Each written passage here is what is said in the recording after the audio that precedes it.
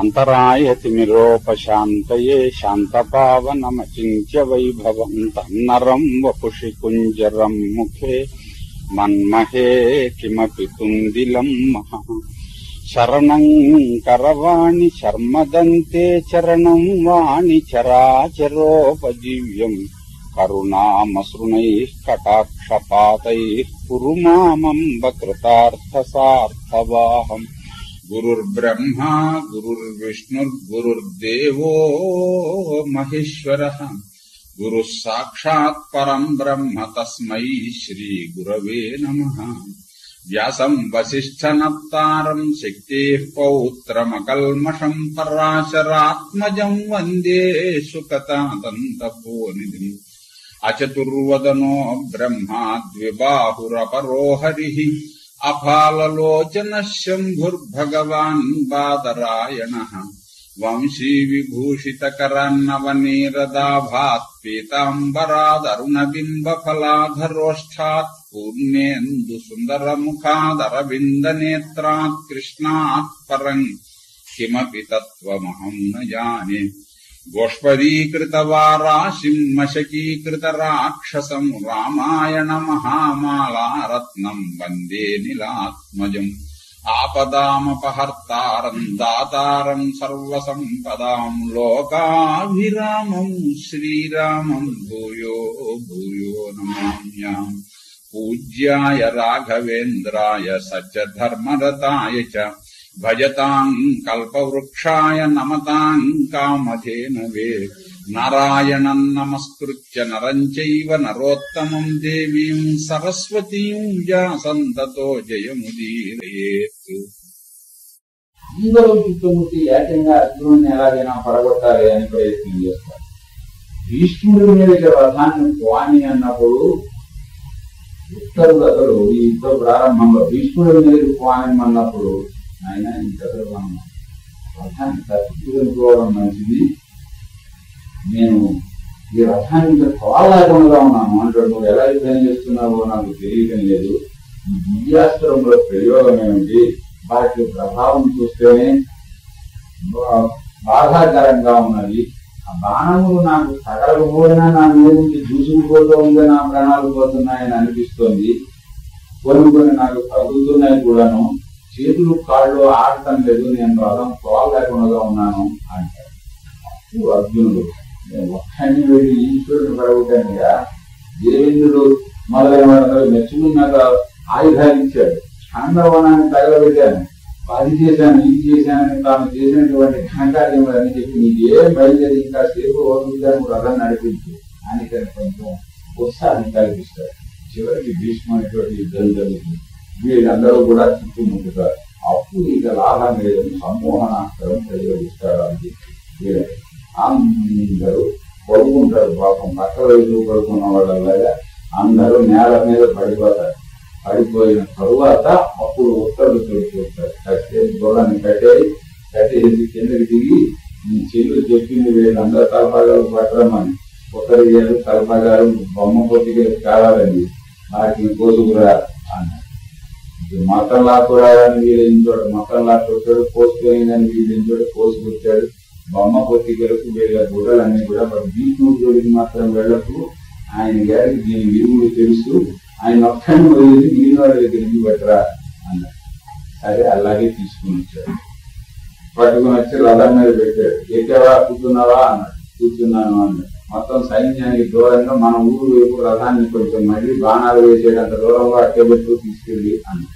అలాగే తీసుకుపోయాడు. అక్కడ అట్టేళ్ళిపోయాడు. ఏం చేద్దా, మనల్ని ముచ్చి వీడు పారిపోయాడు అనే పాసిమాట మళ్ళీ వీళ్ళ నోట రాకూడదు.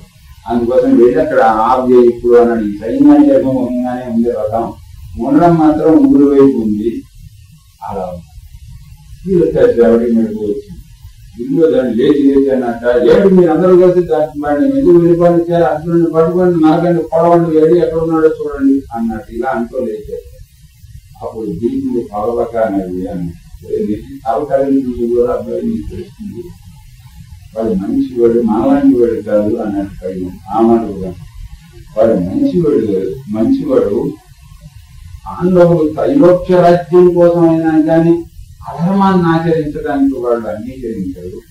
వాడు మంచివాడు కనుక మనల్ని గుర్తు కొయ్యకుండా కంఠం కొయ్యకుండా బొమ్మబొత్తికలకు అన్నమాట తెలియదు అనుకోండి. మనం ఉత్తరీయాలు పట్టుకుపోయాడు, తలపాగ పుచ్చులు పట్టుకుపోయాడు, కానీ కంఠాలు పోస్తే మనం చేయగలిగిందే ఉంది. ఇప్పుడు మనం చేయవలసిన పని ఏంటంటే ఇది తిరిగి చూడకుండా సైన్యాన్ని నడిపించుకుని గోవు ఇదివరకు వెళ్ళిపోయేది కనుక మన తరకాయలు మించేది కనుక వీటిని అడ్డే పెట్టుకుని ఉపయోగించుకుని మనం ఊరికి వెళ్ళిపోవడం మంచిది. సైన్యం అంతా కూడా బిట్టులు వారు చెప్పింది చాలా బాగుంది అన్నారు. ఈ మాట అని అనగానే అంటారు, ఇందాకను బిట్టులు వారు చెప్పింది బాగుంది అన్నారు. యుద్ధం ఇది రెండే చేద్దాము ఇదని అసలు వద్దు అన్నమాట వీళ్ళు ఇంకొకటి చేసి చేయలేదు. ఇప్పుడు ఈ మాట అని అనగానే మనం ఈ పని చేయడం మంచిది అన్నప్పటికీ సరే తాజా వచ్చి సైన్యాన్ని తీసుకుంటూ ఇలా బయలుదేరాడు. అప్పుడు అర్జునుడు అన్నట్ట, ఏమయ్యా మరి యుద్ధం అయిపోయినట్టేనా లేకపోతే ఇంకా ఏమైనా జరగవలసిన ఏమైనా ఉందా, మీరు ఇక్కడ నేను సిద్ధంగా ఉన్నాను అని ఒక యాకేసే పెట్టండి. ఎవరు ఏం మాట్లాడలేదు ఇక్కడ ఉన్నటువంటి. అప్పుడు ఏం చేశాడంటే మళ్ళీ ఈ పెద్ద తలకాయలు తన గౌరవించే తలకాయలు ఏవేవి ఉన్నాయో వాటికి తగలకుండా వెళ్ళేటట్టుగా దూసుకుపోయేటట్టుగా మళ్ళీ బాణాలు చేసేటంటే వాడికి నమస్కారాలు చేశాడన్నమాట. దుర్యోధనుడు నెత్తి మీద ఉన్న కిరీటాన్ని తన్నుకుని పోయేటట్టుగా ఒక బాణం ప్రయోగించాడు. అది అతని కిరీటాన్ని ఛేదించి నేల మీద పడగొట్టింది ఆ బాణం. అయినా సరే వాడు తలకాయ మాత్రం గీటి చెప్పలేదు. అట్నీ చెప్పి అలాగే బయలుదేరి వెళ్ళిపోయాడు. ఎందుకంటే పరాభవం ఏం చేయాలి, వాడి జ్ఞానం లేదు. కానీ వాడికి బ్రతికే యోగం దానికి ముందు ఉంటే వీళ్ళు భాగం వీళ్ళకి ఇచ్చో 5 వీళ్ళు ఇమ్మన్నప్పుడైనానో వాడు సంధి చేసుకుని ఉండవలసింది. సరే వీళ్ళందరూ వీళ్ళు బయలుదేరి పెట్టారు. ఇక వీళ్ళు ఏం చేశారంటే ముందర ఇటువైపు వస్తున్నారు. బయలుదేరి వస్తూ ఉంటే ఇక్కడ విచిత్రం జరిగింది. వాళ్ళు కలగలబడికి వీళ్ళు ఇలా బయలుదేరిన కాసేపటికి ఆ త్రిగత్తులను జయించి ఉత్సాహంతో వాళ్ళందరూ నగర ప్రవేశం చేశారు. వచ్చేటప్పటికి సైన్యంలో మంగళహారతలు ఇవ్వడానికి వచ్చినటువంటి వాడు ఉన్నారు రాజు గారికి. ఇచ్చేసి ఇదేమో నువ్వు చేసుకుని వచ్చావు, అన్నదేమో ఉత్తరగ్రహణం కౌరవులు పడితే వాళ్ళని జయించి రావడానికి వెళ్ళాడు. భీష్ముడు వచ్చేట, ద్రోణుడు వచ్చేట, కర్ణుడు వచ్చేట, అయినా వాళ్ళందరినీ జయిస్తానని చెప్పి ఏ సారథి లేకపోతే గృహాన్ని తీసుకుని వెళ్ళాడు అన్నారు. ఈయన విజయోత్సవం కాస్త నీరు గడిపోయింది. భీష్మ, ద్రోణ, కర్ణాదుడు బయలుదేరి వస్తే గృహాన్ని సారథిగా తీసుకుని ఉత్తరుడు బయలుదేరి వెళ్ళాడా అని విచారగ్రస్తుడై వెంటనే మంత్రులతో అన్నట, జీవజీవా అన్నవా, వాడు ఇంకా బతికి ఉన్నాడో లేదో పెద్ద కబురు తెలుసుకోమని గౌరవ ఎవరైనా దూతల్ని పంపించండి అన్నట. అలాగే గౌరవ ఆ యుద్ధంలో దెబ్బలు తగలకుండా ఉన్న మహావీరుల్ని కొంతమందిని బతికున్న పక్షంలో సహాయం అందించడానికి కబురు తీసుకురావడం కోసమని ఇక్కడి నుంచి గౌరవ పరిగెత్తించారు. వీళ్ళు వెళ్ళారు. వీళ్ళు చెప్పేటప్పటికి ఇంకేముంది జయించాడు, ఉత్తరుడు బయలుదేరి వస్తున్నాడని చెప్పండి అని కబురు పెట్టారు. మళ్ళీ కొంతమంది అక్కడి నుంచి వచ్చిన దూతలే వచ్చారు. వాళ్ళు వచ్చి విరాట్ రాజు గారికి కబురు పెట్టారు. మళ్ళీ విషాదం కాస్త ఉత్సాహం. ఆ ఉత్సాహంలో వాడికి బహుమానం ఇస్తాను, వీడికి బహుమానాలు ఇస్తాను, ఇలాంటి మాటలు అంటూ చాలా సంతోషంగా ఉంది.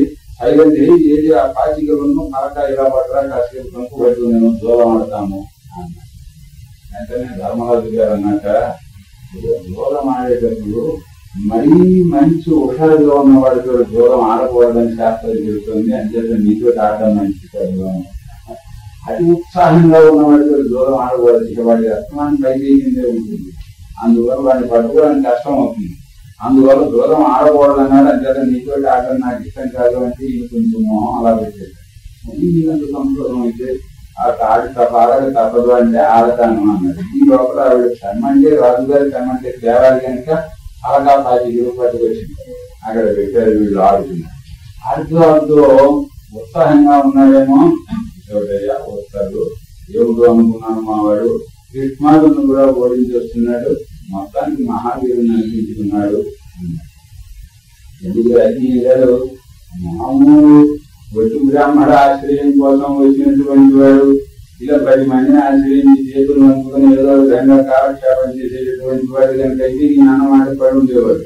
అలాంటి వాడు కాడు కనుక అసలు సంగతి తెలిసిన వాడు కనుక ఈయన వెంటనే అన్నట్ట బృహన్నల వంటి వాడు సారథిగా బయలుదేరి విజయం నిశ్చయం వస్తుందయ్యా. రాజుగారి కష్టం ఎక్కడ విజయించాడని నేను చెప్తూ ఉంటే బృహన్నల సారథిగా వెళితే విజయం రాకేమవుతుందంటారంటే బృహన్న సారథి వాడు ఏం కూడా బృహన్నల సారథి అయిన వాడికి ఓడమని నేను ఉండదు అన్నట్టు. ఇప్పుడంటే అన్నా ఆ మాట ఇంకోసారి అనుకున్నావు బృహన్నల ప్రశంసించకు ఉత్తరం జీవించాడని నేనంటే నువ్వు బృహన్నం అంటావేమిటి అన్నట్టు. నిజం నాకు తెలుసు బృహన్నల వెళ్తే ఓడం అనేది ఉండదు, అందుకోసం చెప్తున్నాను. ఆ సారి తీసుకుని సారికి తీసుకుని మహాన్ తీసుకుంటాడు అనేక పర్యాలను చెప్పాను. ఆ మాట నేను అనవచ్చని వద్దంటుంటే ఆ మాట తీస్తావు మరియు అని మహాన్ తీసుకుంటాడు. మహాన్ చిల్లిపోయింది, రక్తం రావడం కాదు. వెంటనే ధర్మరాజు గారు ఇలా దోషులు పెట్టారు. ఆ రక్తం వస్తూ ఉంటే ముక్కు మీదుగా కాడుతూ ఇక్కడి నుంచి ఇలా వచ్చి కింద పడుతూ ఉంటే దోషులు పెట్టి పక్కన సైరంధ్రి ఉంటే సైరంధ్రి వేసి ఇలా అక్కడ ఒక స్వర్ణ పాత్రతో నీళ్లు ఉన్నాయి. వెంటనే ఆ నీళ్లతో స్వర్ణ పాత్ర తీసుకుని వచ్చి అక్కడ పెట్టి వెంటనే ఈ రక్తం దాంట్లో పడేటట్టుగా చేసి తర్వాత రక్తం కూడా అందులోనే పడేటట్టుగా ఈయన ముఖం ఉంచాడు. చల్లబో ఏమిటది అన్న ఏమి తెలియదే ఆయన ఈ లోపల ఉత్తర్వును ఆయన వచ్చాడు. బృహన్నల బొమ్మ దగ్గరికి వచ్చి కబురు పెట్టాడు. లోపలికి రమ్మను అన్నట్టు విరాటరాజు గారు మహోత్సాహించారు. అంటే వెంటనే ధర్మరాజు గారు పట్టున వెళ్ళేవాడు ఇలా రమ్మన్నాడు. రామని వాడి చెవులో చెప్పాడు. ఉత్తరం ముఖాన్ని ప్రవేశపెట్టు, వాడిని మాత్రం బృహన్నాన్ని లోపల ప్రవేశపెట్టకు. యుద్ధంలో తప్ప నా శరీరం నుంచి రక్తం మరొకటి ఎవరి వల్లైనా కనుక యువతలకు వచ్చిందో వాడిని ప్రాణాలతో పొందనివ్వడు. వాడు ఆ బృహన్నల వాడికి ఆ నియమం ఉంది. అంటే వాడిని మాత్రం కాసేపు లోపలికి రానివ్వకు, వీడిని ముందర లోపలికి రాని అని చెవులో చెప్పాడు ధర్మరాజు. ఈ పొడుకొచ్చాడు, ఈ ఉత్సాహంలో వీడి చెవులో చెప్పాడు ఏమిటని పట్టించుకునే స్థితిలో లేడు. అది ఏమిటని మాత్రం నేను అడగలేదు. స్వస్తి ప్రజాభ్య పరిపాలయంతాం న్యాయేన మార్గేణ మహీం మహిషా గోబ్రాహ్మణేభ్య శుభమస్తు నిత్యం లోకాః సమస్తాః సుఖినో భవంతు.